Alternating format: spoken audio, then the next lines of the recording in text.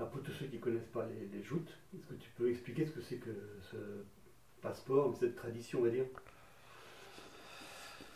Les joutes, donc, si on cherche, alors, on a cherché, hein, mais si on cherche, ça remonte très loin.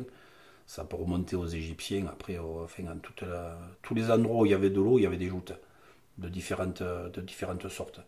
La méthode languedocienne, celle qu'on pratique ici, on n'arrive pas trop à savoir à quel moment elle a été mise en place, elle a été réglementée. On a très peu. Bon, après, les Sétois veulent se l'accaparer à la création du port. Mais bon, à la création du port, des Sétois, il n'y en avait pas. C'était les Frontignanais, c'était les étrangers qui sont venus jouter à Sète. Voilà. Donc, ils ont créé les joutes, et ça, les Sétois. Et,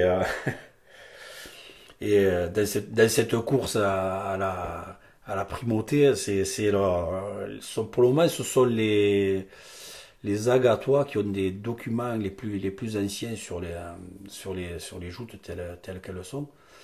Après, disons au fil des ans, elles ont été réglementées. Au niveau le règlement s'est étoffé au niveau des barques.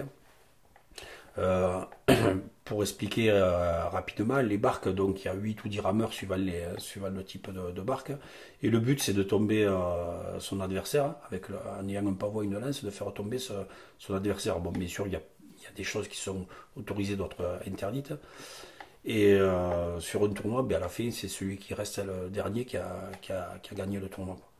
Après, ça prendrait peut-être des heures pour expliquer en détail ce que sont les joutes. Mais en gros, le but, c'est de faire tomber son adversaire. Alors, des fois, on peut gagner sans le faire tomber, en lui faisant faire des fautes, mais bon, le premier but, c'est de le faire tomber, quoi.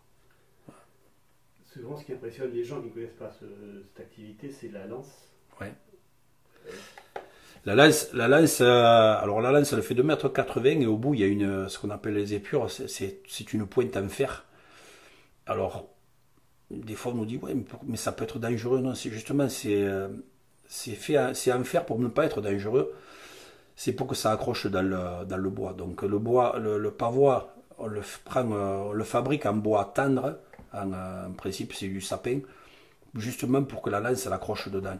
Et quand il y a des accidents, souvent, c'est dû au fait que soit le jouteur a dégagé son pavois, donc la lance, elle s'en va, soit le jouteur qui frappe ne frappe pas au bon endroit, et c'est lui qui est dangereux parce qu'il a tapé un endroit qui a permis à la lance de riper, quoi. Mais bon, c'est sûr qu'après c'est spectaculaire parce que quand une lance tape dans un visage ou dans un bras ou quelque chose comme ça fait de suite, c'est vraiment c'est les points, quoi. Ouais. Mais je crois me souvenir que ton frère a eu justement ce genre de petit accident. Mm. On en a tous vu un peu, on en a tous vu quelques-uns, quoi. On a quelques points de suture. Moi, c'est pas une lance la lance, je l'ai prise à plusieurs reprises, mais j'ai surtout pris un pavois. Ouais. J'ai pris un pavois qui m'a fracturé la mâchoire. Hein. Et là, c'était, je crois que j'ai été le premier à le faire. Pour le moment, je suis le dernier. Si je peux être le dernier, c'est bien, quoi. Ça évitera. Ça, c'est vraiment quelque chose d'impressionnant, quoi. Dans les tournois qui se pratiquent dans la région, donc effectivement, à Metz, forcément, ceux qui habitent Metz le connaissent, il y a le grand tournoi aussi de Sète. Mhm. Tu y as participé? Ouais, ben, j'ai commencé donc à l'école de joute en 76. Disons qu'après je me suis monté dans toutes les catégories et comme je me débrouillais pas mal en junior, de junior je suis monté en senior, puis après, les seniors c'est avant la catégorie des lourds et je suis monté en lourd de suite. Et donc à 19 ans, à 19 ans, je faisais ma première Saint-Louis. Voilà. J'ai fait la dernière à 50 ans. Donc entre les deux, il y en a une par an. Ça en fait quelques-unes, ouais. Ouais. Mais bon, c'est sûr que c'est devenu au fur et à mesure le tournoi le plus médiatique. Parce que moi, je me rappelle au début, quand je l'ai faite, c'était beaucoup moins médiatique. C'était, on peut pas dire que c'était un tournoi comme les autres, parce que les Sétois sont plus nombreux et c'était leur tournoi, même si ils mettaient plus en avant le tournoi de la Saint-Louis que le tournoi de leur propre société de joute. Et pour les étrangers, bien sûr, je sais pas si c'est toujours un peu pour les taquiner. Nous, le plus beau tournoi pour nous, c'est toujours le nôtre. Voilà, au fil des ans, la Saint-Louis est montée à un niveau médiatique où tout d'ailleurs le mardi, en principe, ça fait au journal de 13h à TF1, on a la Saint-Louis, hein, ça fait partie de.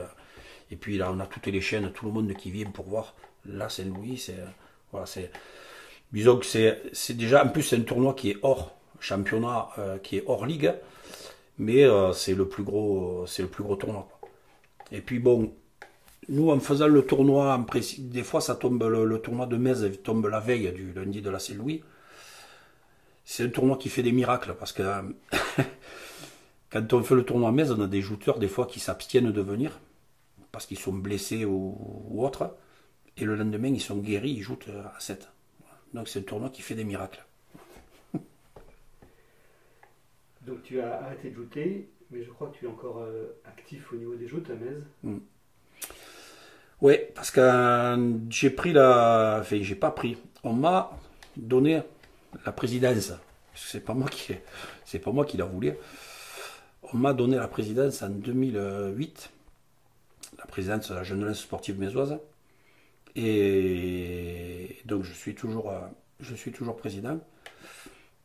Personne ne veut me remplacer. Je suis demandeur, s'il y a quelqu'un qui veut le prendre, c'est pas un souci. Mais ouais, je m'occupe des joutes à Metz. Et en même temps, au sein de l'association, on fait aussi la rame traditionnelle qui nous permet aussi d'avoir des rameurs pour les joutes. Voilà. On a deux activités dans la même association. Et donc là, au niveau de la jeune lance, disons que je fais ce que mon père a fait avant moi. Je m'occupe des tout petits. Et donc on commence avec les chariots, et puis bon, après les entraînements sur barque, et puis on essaye de faire ajouter tout le monde. Et cette année, j'ai eu une année particulière, puisque j'ai eu l'honneur de faire ajouter mon petit-fils la première fois, 2 ans et demi, il a commencé à ajouter. Et alors les petits sur les chariots, ce qu'on fait chaque année pour la fête de Metz, on les fait ajouter sur les petites barques. Et à 2 ans et demi, il est monté comme les autres, il est monté sur cette petite barque, il ne se posait pas la question s'il savait nager ou pas, on y a mis un gilet et il a ajouté. Voilà, en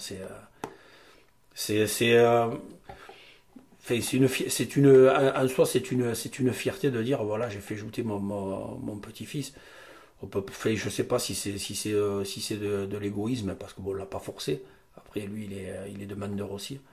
Mais bon, c'est un peu égoïste, c'est un peu pour soi de dire ouais, ça y est, j'ai pu faire ça, quoi. Après, je le force pas, il fera ce qu'il voudra. C'est pas comme je vais pas forcer mes enfants à ajouter. Ils ont ajouté d'eux-mêmes. Quand ils ont voulu arrêter, ils ont arrêté. Quand ils ont repris, ils ont repris. Enfin, voilà. Mais bon, c'est toujours une fierté de voir ses enfants faire ce qu'on a fait. Et c'est là que je rejoins je comprends la fierté qu'avait mon père quand il nous a fait ajouter à nous, enfin à ses 3 fils, quoi.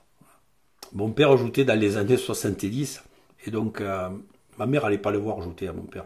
Et donc il nous embarquait avec Thierry, tous les deux, on était gamins.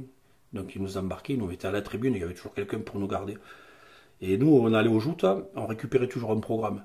Et quand on rentrait à la maison, on avait Pavois et Lance que nous avait fait Robert Lunadier. Et on refaisait tout le tournoi à la maison avec mon frère. Donc on passait des heures. Quand on voit maintenant les jeunes passent leur temps peut-être sur des écrans, tout ça. Nous on passait nos heures ou sur des caisses ou des trucs comme ça avec Pavois et une Lance à refaire un tournoi de joute. Et c'est peut-être ce qui a donné après l'idée à mon père de créer une école de joute. Voilà. C'est ces heures qu'on a passées avec Thierry pour à faire des joutes ou sur des caisses ou sur une palette. Enfin, on avait toujours quelque chose pour faire une tentaine, quoi. Voilà. Pourquoi ta mère n'accompagnait pas vous accompagnait pas? Mais je pense qu'elle avait peur. Elle avait peur parce que mon père avait pris quand même quelques coups de lance sur le visage. Et puis ça l'intéressait pas. Par contre, le jour où nous on a commencé à ajouter, alors là elle est venue. Et après elle a suivi, après elle venait. Ouais. Ouais. Ça a été peut-être un déclencheur, le fait que ses enfants jouent. Après elle est venue et elle a suivi. Je crois, alors je ne sais pas si c'est une particularité médoise, mais il y a 2 associations de joutes, Metz. Ouais.